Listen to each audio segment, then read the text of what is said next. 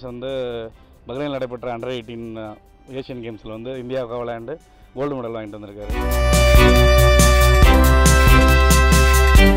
Wales யூனிவர்சிட்டியில் work பண்ணுறேன் கபடி கோச்சா.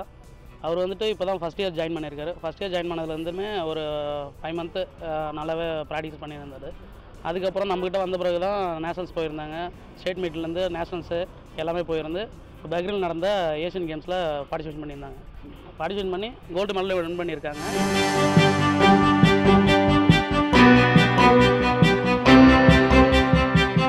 எங்கள் கிராமம் வந்து விளையாட்டுக்கு பேர் போன கிராமம். இவர் வந்து 4வது இந்திய கபடி விளையாட்டு வீரர்.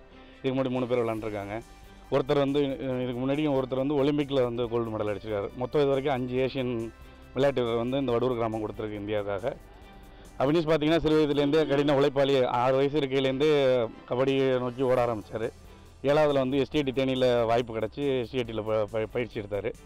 அங்கேருந்து இப்போ வந்து வேல்ஸ் காலேஜில் வந்து ஃபஸ்ட் இயர் அங்கே படிச்சுட்டு இருக்கார் ஸ்போர்ட்ஸ் கோட்டாவில்.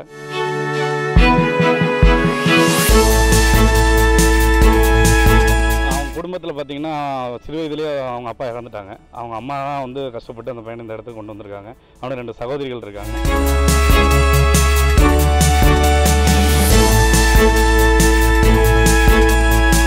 பேர் அபினேஷ்.